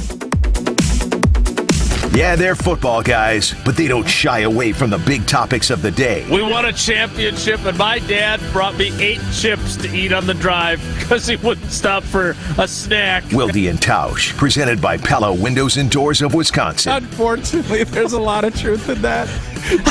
Just imagine if we lost. He wouldn't even gotten those chips. Weekdays 9 to noon on 94.5 ESPN and available wherever you get your podcasts with Wisconsin On Demand. The only thing that tops our selection is your savings discount liquor. If it's a celebrate or tailgate when you're gonna recreate upstate. If it's a holiday, birthday, any date, you can save a discount liquor. It's the world's largest music festival, and you'll be there compliments of Discount Liquor. Hi, this is Marie from Discount Liquor. There is no other party like Summerfest. Stop in and receive a free Summerfest ticket when you purchase 2 12-packs of 16-ounce Miller Lite or Coors Light cans, or 1 12-pack any Vizzy Hard Seltzer or Arnold Palmer spiked half and half. Visit us at 51st in Oklahoma and Milwaukee, and in Barstow and Maine in downtown Waukesha. The only thing that tops our selection is your savings. See us for your free Summerfest ticket and check out our specials at discountliquorinc.com. Discount Liquor. Get up, get out, get over here, go! It's the Grand Slam giveaway at Potawatomi. This June, play with your club card and you'll have 4 chances to hit big and slide into home with a share of the show-stopping $400,000 in cash and prizes. 50 winners each Thursday. Step up and knock your luck out of the park. Only at Potawatomi Casino Hotel. More info at paysbig.com/Grand Slam.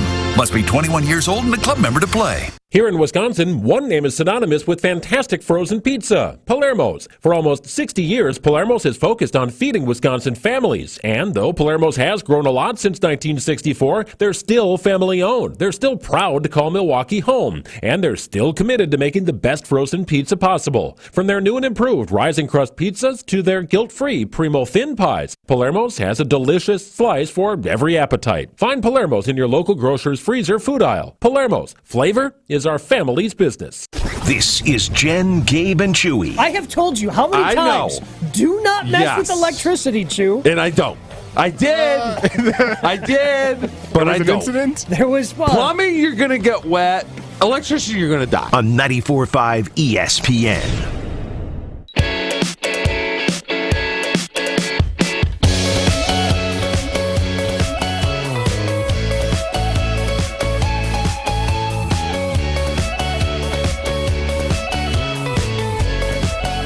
Bit of breaking news in college football yesterday. We have breaking news. As it was announced that the Big Ten will be removing divisions once and for all.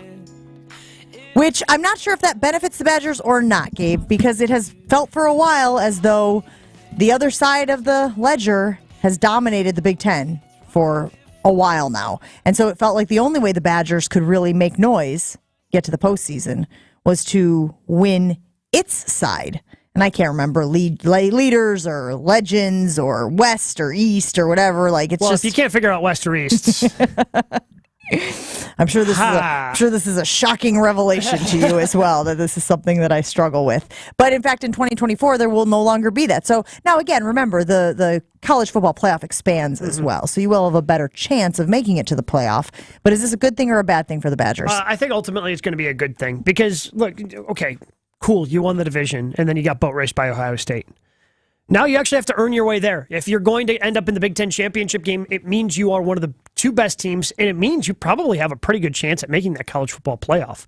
And the way they're structuring it is fantastic, I think, because they want to make sure that everybody plays everybody in a 4-year window with USC, UCLA coming in. So you'll have a home and home with everybody throughout a 4-year window while keeping the rivalries intact. So Wisconsin will still play Minnesota. Ohio State will still play Michigan. You'll still have all of those classic games and then mix it up and try to figure out who the best team is from there. It's a bit of a throwback to the way it used to be in the Big Ten. Not everybody played everybody. You tried to make sure it happened. It didn't always happen.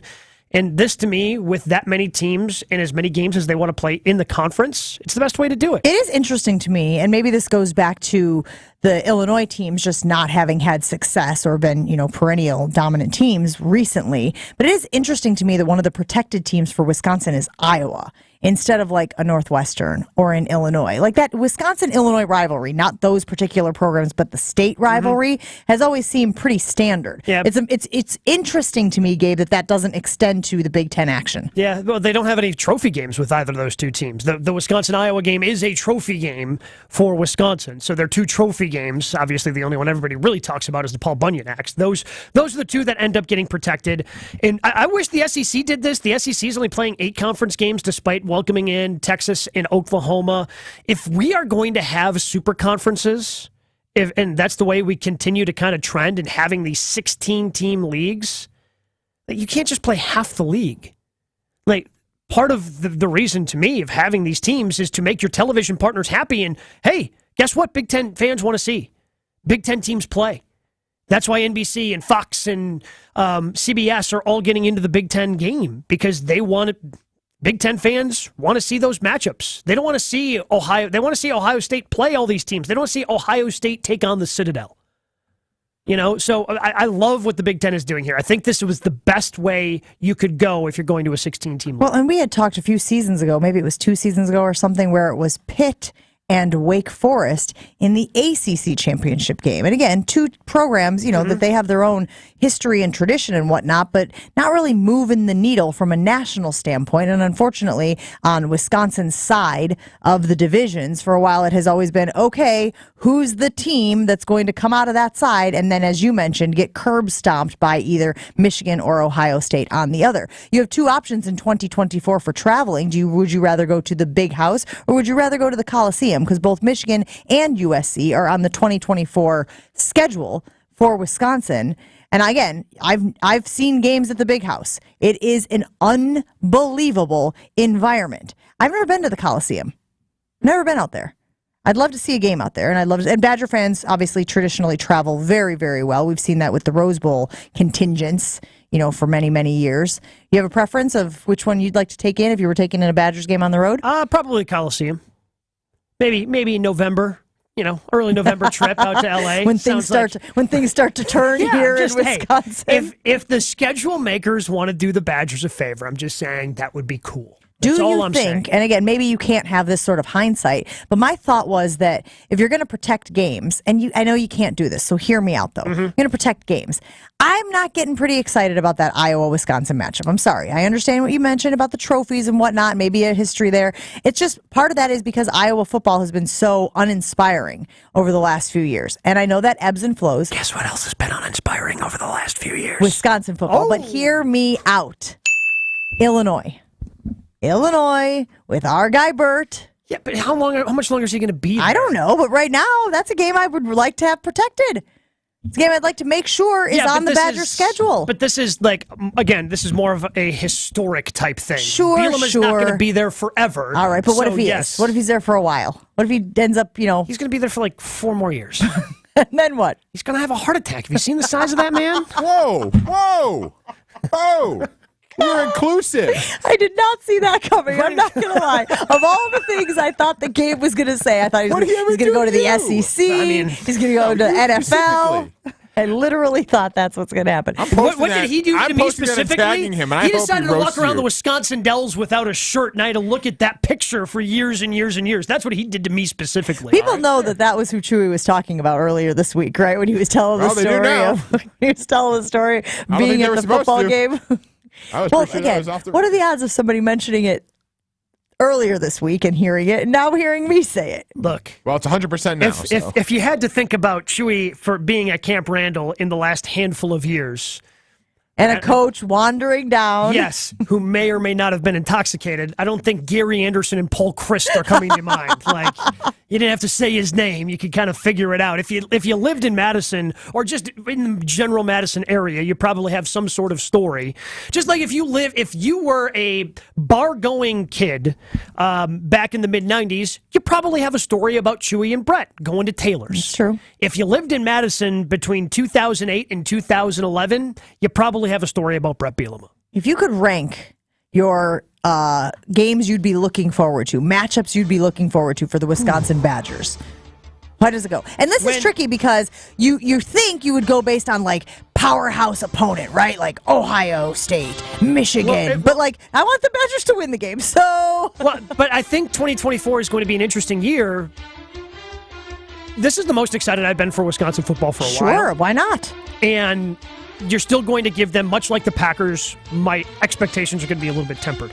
Even though in college football, in the way that Luke Fickell has used the transfer portal, has gotten some more talent in here. They went from having like 0 quarterbacks to all of the quarterbacks. Yeah. It's just a lot easier to flip things around quicker. But I'm still going to have tempered expectations year one of a new regime at Wisconsin. But in 2024, new team coming in, you would have presumably new teams, I should say, with UCLA and USC. You should have more established players in this system.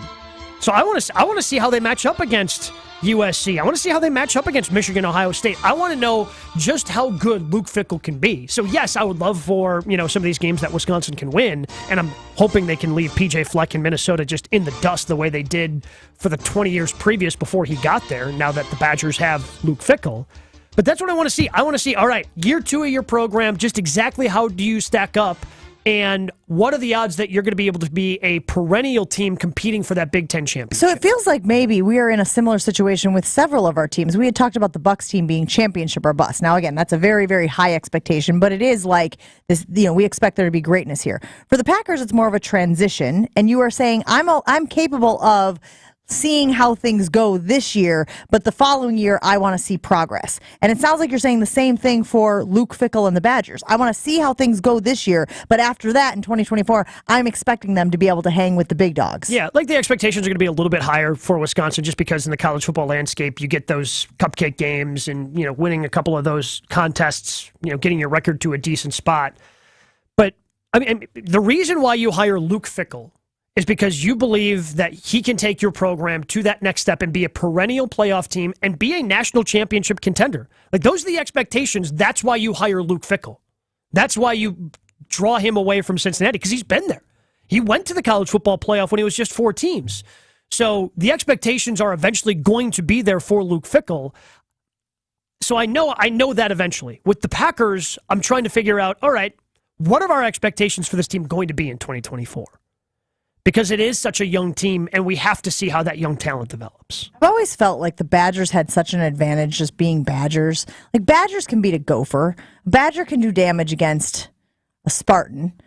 I don't know about a Bruin, though. Yes, a Spartan has swords. And shields. But you have the animal instinct versus, like, humans. Versus I still think that animals are oftentimes will be in history, swords have won. Are you trying to tell me that the Badgers have a disadvantage being a Badger? My only point I was going to make was, and then they brought the Bruins in, which the Bruin is a bear. Yeah. And if you put a bear up against a Badger, Gabe. Yeah, that's not great. One has a sword, like a Hawkeye, again, birds. I don't want to mess with birds, man. They got too much of an advantage flying around. Did I tell you the story about the birds? Okay, hold on very quickly because we got to get to Craig Karmazin. The other day, my girlfriend told me she was sitting in her backyard. They were enjoying a little fire under the pergola. They watched a hawk circling their yard, right? Sure. Now, they used to have a tiny dog. They don't anymore, but she said had Bogey been out in the backyard, she would have been worried that the hawk was going to swoop down and grab him. Instead, the hawk swooped under the pergola on top of her head and grabbed a rabbit that was behind her. Oh! Couldn't get the rabbit up, was frantically flailing its wings, but did enough damage that it killed the rabbit. So thought maybe he would come back later. He took off without the rabbit, but she said it was traumatic to experience and watch happen in front of her. I'm saying, man, don't mess with birds. Birds are terrifying. Is a hawk eye the same as a hawk? I assume so. Okay, just checking. Or is it specifically At some the point, eye of the hawk? I do think that we should really get down to logistics on these mascots. I mean, what's a Buckeye? That stupid delicious thing with, dessert. Just that stupid thing with a big head? How did that become a mascot? That doesn't seem intimidating at all. I'm just telling you what they are. They're delicious and wonderful. They're peanut butter and chocolate. Oh, candy. Right? It's candy? Yeah. Okay. If you say so. Do you want me to do a read before we get to Craig Karmazin? Like 3 minutes ago. Yeah, that's what I asked. And then we got to the Hawk story. Are you ready to amp up your life and rock a new career? Potawatomi Casino Hotel is hosting a hiring jam session for the new Rock and Brews restaurant. Meet your future team members at the Tailgate House. That's at AmFam Field on June 12th. 14th and 15th. That's the 12th, the 14th, and the 15th at AmFam Field. And here is the hook. And I love this about what Potawatomi Casino Hotel is doing. On-the-spot job offers. That means if they think that you are good for the job, can do the job, they're going to give you the job. Choose from a variety of restaurant positions. It's time to rock and roll and build your new future. Apply today at careers.paysbig.com. Careers.paysbig.com. Jen, Gabe, and Chewy continues next on 94.5 ESPN.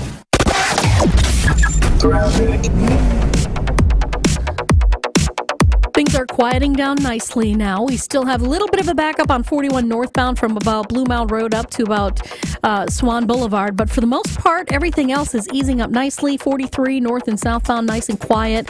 East and westbound on 94 looking good as well.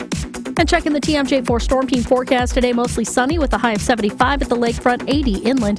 Then tonight, mostly clear to partly cloudy, a low of 59. From the WTMJ Traffic Center, I'm Debbie Lazaga, 94.5 ESPN.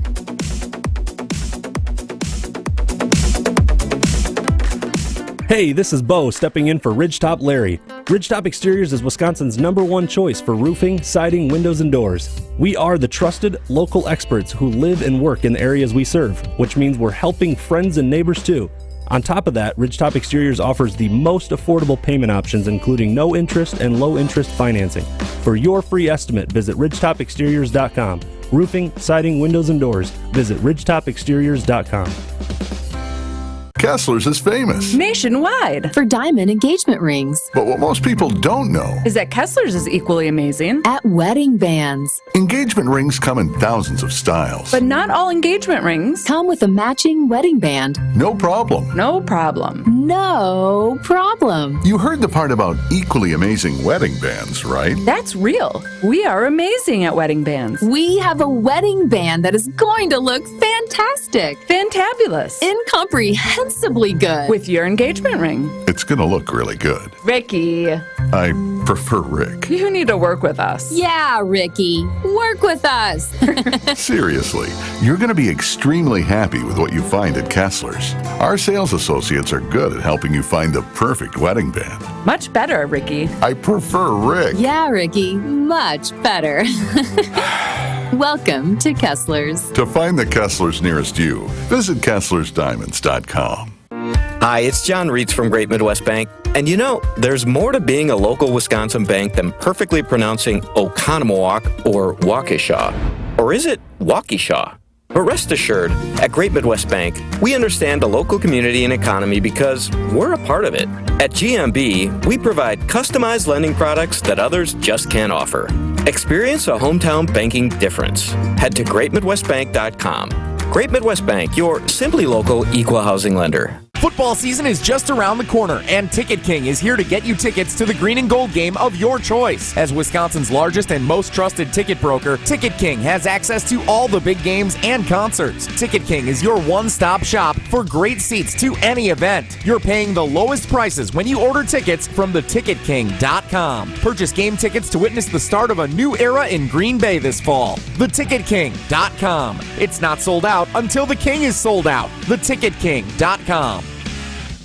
Every child deserves a safe, loving, and permanent home. Help the Dave Thomas Foundation for Adoption find families for children who've lingered in foster care the longest. Learn more at davethomasfoundation.org. It's Friday, and that means it's time to check in with GKB President Craig Karmazin. I'm like part of the overall home office team that was fortunate enough to be invited to the party. So I'm attending. I've already RSVP'd, so I will be there. Fridays with Mo. I've never been somewhere before that was usable. For what it's worth, Charlotte Chewy? Airport, which has some great sleeping pods. Is there a prophylactic rubber in there? No, there is not. Craig Karmazin on Jen, Gabe, and Chewy. It's Friday, gotta get down on Friday. Everybody's looking forward to the weekend. I've decided I like this Craig Karmazin at 8:30 as opposed to 7:30 thing. Just gives us a little more time to get warmed up, get a little lathered up here on Jen, Gabe, and Chewy. And by Craig, 8:30, you mean 8:37? yeah, well, that's because I told a story about a hawk. We don't need to get into it. Ashton's already mad at me for my time management. But earlier this morning, we were talking about Kyle Brandt's rant on Good Morning Football. Ashley, can you play a portion of Kyle Brandt's rant from Good Morning Football? He's talking about wedding speech protocol. Take a listen, Craig. When I first met Tyler, I wasn't the biggest fan. Tyler's grandmother's sitting right there. What are you talking about? Don't say, edit that out. You just said you hated the groom when you first met him. It is his night. So he basically goes on for 2 minutes. It's really good. We'll send you the link about it's a toast, not a speech. It's not about you. It's about them. So you have to be very conscious of what content you are putting in this toast. He says it should be 4 things. It should be you stand up with a glass of champagne. He said it should be classy. You give appreciation for the night. You say something nice about the couple. You wish them well. There was one other thing I'm missing, Gabe. Do you remember There's what it one was? tasteful joke. One tasteful joke. Say something but he said keep it simple. Like, do not do this thing where you're trying to hold court and make people laugh and stuff. Okay, so in this region of the country where we are right now, there is one legendary speech that happened decades ago. Oh, I know. Jason told us about how he pulled out the PowerPoint and No. It was not Jason's. Ashton, we just gave you a number. Are you working on booking this guest right now? Yes, I called 3 times, no answer, so now I'm texting him. I just texted him saying expect a call. But okay, so and the person happens to work in our company. The wedding happened in Minneapolis, where it was, that like almost like in a movie, best man speech. And this was at the rehearsal dinner, not at the actual wedding, where he got up and went through all of like whatever the worst no-nos could be. Talked about drug use, talked about other women, talked about,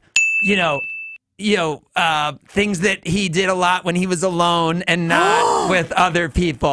And we're talking about the grandmothers are there, that everyone's there. So much so that in the middle of the speech, one of the bridesmaids, and by the way, this was thought out. This was written out. This wasn't off the top of the dome. This wasn't like somebody who was just like didn't have anything written down and panicking. And so just diarrhea of the mouth. Right, it wasn't like hammered. So all of a sudden, one of the bridesmaids grabs the speech and starts running away with it, puts it in her dress, in her bra, and is running away.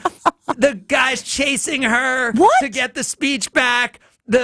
Everyone is on painkillers. Like it is just an absolute disaster. So much so that the best man of the wedding got uninvited to the wedding the next day.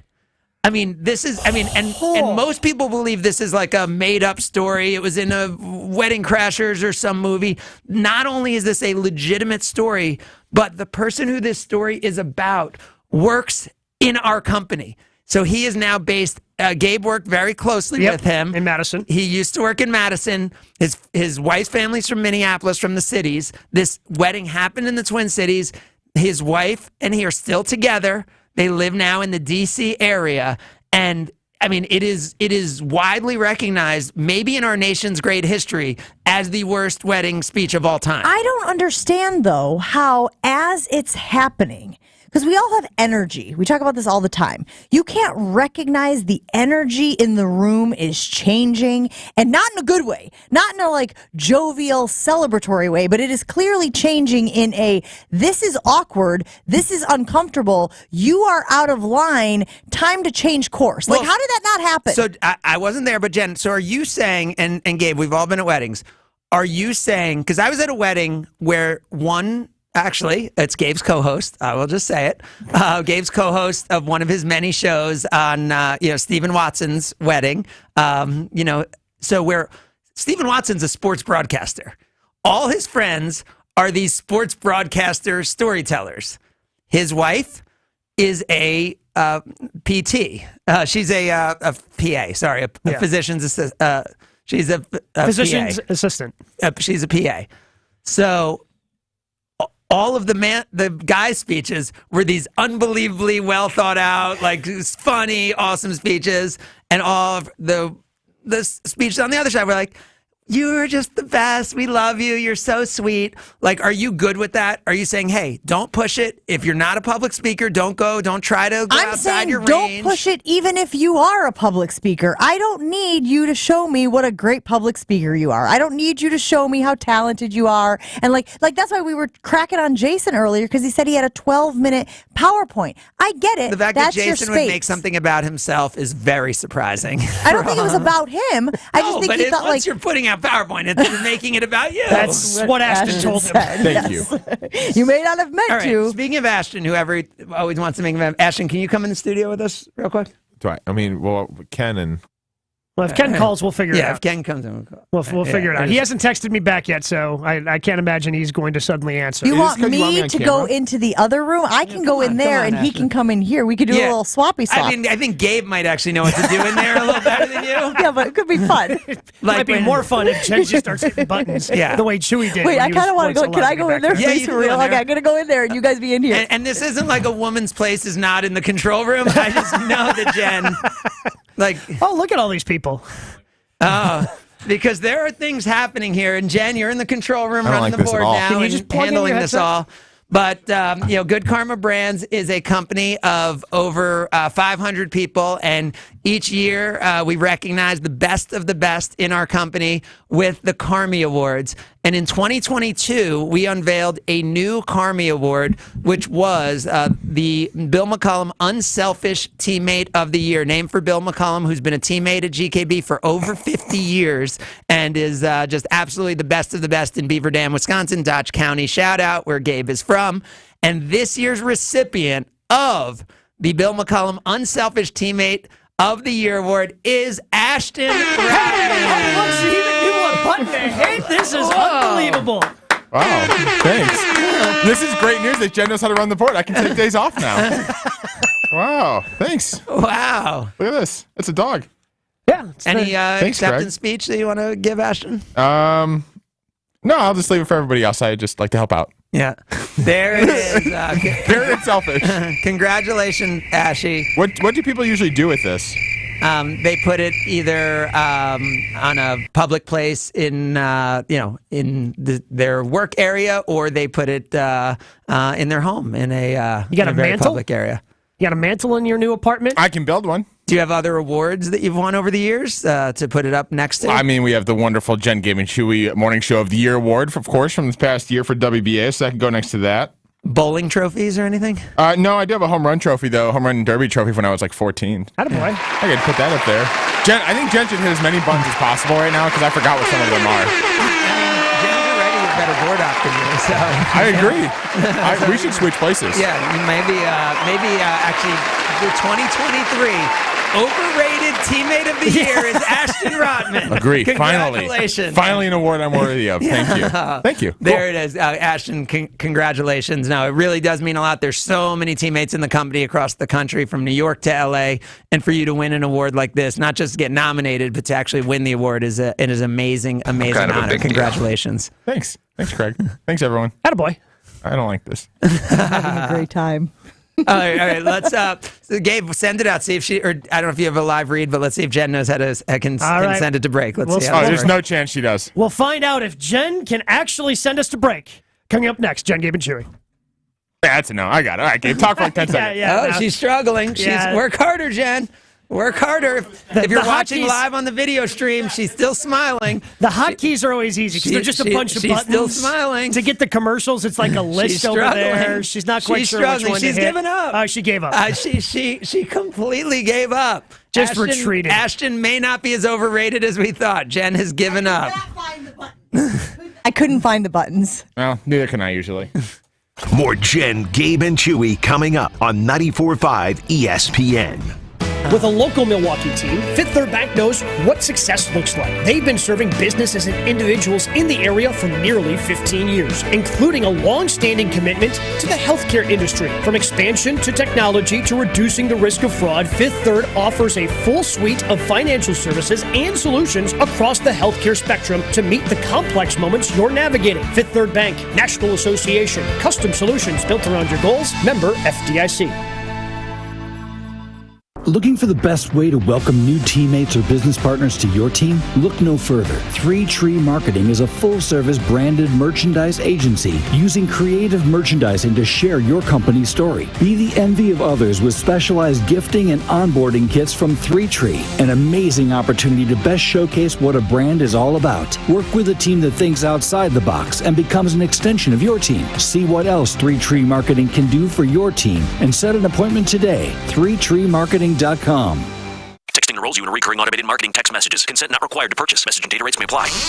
Leaving for the gym so early? I'm ready to go. Since you started taking Nugenix Total T, you've been acting like when we met in our 20s. I feel like myself again. Lower testosterone after turning 40 slowed me down. Nugenix Total T has been a game changer for me. What is it about Nugenix Total T that's different? Well, it's a patented key ingredient called testofen. It boosts free and total testosterone to help you get back the drive and energy from your youth. It's backed by 5 clinical studies. I've seen the huge difference it's made for you in the gym, at work, and in the bedroom. I'm so glad I sent them a text for my complimentary bottle. Text HUNK to 321321 right now for your complimentary bottle of Nugenix Total T. Nugenix is the #1 selling testosterone boosting brand at GNC and Walmart. Do it now and we'll also send you a bottle of Nugenix Thermo X, our newest, most powerful fat burner ever. Absolutely free. Text HUNK to 321321. That's HUNK to 321321. Art, sound, and sensory overload. Tool 2023 North American Tour. November 1st, Fiserv Forum. Experience the sound and vision of Tool. Tickets on sale today at 10 a.m. at Ticketmaster.com. Tool, brought to you by Jan. Life's better with a home policy from American Family Insurance because you'll feel protected no matter how the wind blows. All so you can keep enjoying the home of your dreams. And our expert agents can help you save up to 23% when you bundle home with auto. Insure carefully, dream fearlessly. American Family Insurance. Get a quote? Find an agent at amfam.com. Products not available in every state. Visit amfam.com to learn how discounts may apply to you. American Family Mutual Insurance Company SI and its operating company 6000 American Parkway, Madison, Wisconsin. You're listening to Jen, Gabe, and Chewy. Yes, that would have been much worse than what ended up happening. Finally got the which would be worse and what would be better. Finally, we figured it out. You can't just be showing your junk on national TV. It would have got a lot of clicks. On 94.5 ESPN. Here we go. When you need a pick-me-up, you should pick up a Celsius energy drink. It keeps me energized and active all day long, and I need Celsius to give me the energy to deal with these knuckleheads every morning right here on Jen, Gabe, and Chewy. 15 different flavors to choose from: Arctic Vibe, Fuji Apple Pear, and, of course, my favorite, not watermelon, but... Peach Vibe. Awesome. So good. I have one every Saturday morning before I hit the air for college football coverage, and it keeps me going throughout the entire weekend. Celsius is the essential energy drink that I choose to stay on top of it all. You can find Celsius at your local Pick and Save stores or online at Amazon.com. Celsius energy drink. Live fit. Metronome. Man, I'm up to something. Thank you, So every once in a while, I peruse my old word of the day emails just for funsies. Sometimes they're not so funsy, if I'm being honest. Sometimes they're stupid. But today it was a funsy. Today's word of the day, Gabe Neitzel, is situtery. Situtery. Is that like charcuterie? Can you use it in a sentence? What is the country of origin? I feel like I'm back at the spelling bee. Situtery. If you had to guess what a situtery was, I think you're right. It sounds like a board of meat. So sounds like a toilet. Okay, so charcuterie is a board of meat. You're and missing a cheese. letter in order for it to be a toilet, Ashley. You sit down and you toot and things happen. But what if it was the shh? Don't. Yeah, exactly. Thank you. I did not. That's why you're sitting and tooting. Situtery, so if the charcuterie is meat and cheese, the situtery is... I'm loving this thought process. Fish and crackers. Yeah, it's not bad. Yeah, tuna fish. A situtery is an outdoor space. So again, it's appropriate for this time of year when people will be enjoying their personal situteries. So the origin of the word, I think, is interesting because it actually is sit, as in sit. Yeah. Ut, which is out. I think in Swedish is what they said. The origin of the word, I think, is Swedish. Ut I thought it was just out. Canadian accent. Like, get out. Get out of here. Sit outside. And eatery, like an eatery, you would put that on the end of a word. An eatery is somewhere that you eat. So this is literally a place where you would sit out. A deck? Or a patio, yes. But I feel like I should from now on refer to our outdoor space as our situtery. I mean, you do have this kind of money where you can start calling it a situtery. Like, I feel property money. There's certain amount of money that you have to have before you start referring to things. Chewy like calls your coach, his yard the property. Yeah. Your couch becomes the Davenport. No, that's just old. You have to be old to say Davenport. Or have old money. Old, a Davenport. That was like Iowa? Well, yes, but yeah, sure. What's a Davenport? A couch. Speaking of words that Ashton doesn't know, we got a little gift here from our friend over at the old Summerfest grounds. They sent us these lovely Viewmasters. Can you hear the clicking? Yep. Click. Man, I could not. Again, this is a blast from the past. I used to have wait, what'd you call it? A Viewmaster. Yes, and that's what I want to get to. Because this morning I'm walking into the studio with my Summerfest gift in hand, and I say, oh my gosh, I haven't seen a Viewmaster in forever. And Ashton literally says to me, what is a Viewmaster? I've never heard of it called a Viewmaster. What did you call it? There we go. I picture thingy. I picture thingy. Am I wrong? None of those words are inaccurate. Come up with a situtery-like word for the Viewmaster. The pictury. Pictury? It'd be like the eye imagery. The eye imagery. Imaging. I like the thingy though at the end. So John Prine. Yeah, I thought this was Whitney Houston. Wait, there's a Whitney Houston slide for Summerfest? 1990s. Chris Well, yeah, Stapleton. it's just kind of taking a look through the past. Santana. You're telling me you never Kenny had a Chesney. Viewmaster? Are you trying to tell me, Ashley, you never had a Viewmaster? Oh, Taylor Swift. Chris Stapleton again. Oh, the 70s. I've had one. I just didn't know what they were called. Kendrick Lamar. Are we on different discs? We must be on different discs because I've got the Rolling Stones in pink. Or maybe we just even have... Maybe all of them are different. Loved the Viewmaster when I was a kid. Oh, yeah. We used to have one we had one and they were like Disney movies. Like slides from like Disney movies. Exactly. And it would have a little... blurb written in there that you could read that would be like, and Peter Pan flew off to Neverland, right? And you'd click through and then it would be like, Captain Hook is fighting, what's the alligator? Is it a gator? It's an alligator. Obviously, I don't remember Captain Peter Hook fought Pan. Peter Pan. Well, yeah, but he also lost his hand to the gator. Like, read a book. I've only seen Hook. Specifically Peter Pan. That would be helpful for this conversation. I am loving that they are tapping into the nostalgia of the Viewmaster, even if Ashley has never heard of one. I know what it is, though. I just never heard the name. You know what? It's fine. Well, but again, like a Viewmaster, I feel even for it was kind of an older toy by the time I was a kid. We still had them and loved them. But even my younger sister is 4 years younger. Well, when did the Viewmaster debut? I want to know. When just old. That's fine. Well, no, I just think that the I Viewmaster... prefer the word experience. Yeah, old.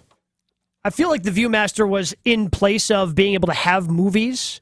And then as VHSs became more accessible, you could just have the movie. Why would you look at the Viewmaster when you just have the VHS of Peter Pan? And now you can just, go on to Disney+. It was first introduced by the World's Fair in New York, 1939, 1940. Wow, 1939, 1940. So yeah, by the time I was born in 1981, it had already been around for 40 years. Right? So I'm not talking new technology at that point. So this is more of our parents' generation type of toy? Mm-hmm. Huh, but I have such fond memories of the Viewmaster. Anyway, Summerfest doing a great job tapping into that nostalgia. Do these have a name? You won't know. You don't even know what the Viewmaster's called. The things that you put in, are they discs? Yeah, it would be like a slide disc. Slides? Well, because it's slides because you're kind of going through. Originally intended as an educational device for adults, the Viewmaster soon became a popular children's toy. Oh, I just bent mine. That can't be good for the pictures. That can't Guess be I don't. good. That can't be good for the pictures. Anyway, so Summerfest obviously promoting this year, June 22nd through the 24th, June 29th through the 1st, July 6th through the 8th. I will not be here for that first weekend of Summerfest, Gabe, as I am headed to Germany. The way you even said Germany, So- you can just hear the nerves. apprehension? Yes. 2 weeks. Try just to lean into the excitement of it. I know it's going to be tough to be away from the kids for 2 weeks, but First week of summer, 2 weeks. And what will you be doing out there? Special Olympics World Games for ESPN Pretty and important. ABC. That's a yes, pretty big deal. It's a very exciting opportunity. I love the assignment. I love that group. I just don't love being away for 2 weeks.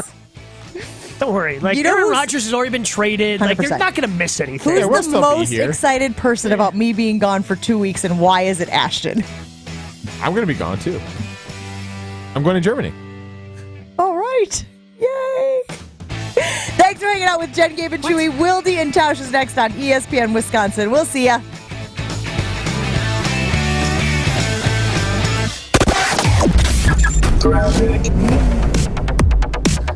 Things are moving along relatively well. We do have one accident on northbound 41 just north of Highway 60. The right lane is blocked with that, so we got backups all the way back to Highway 60 with that one.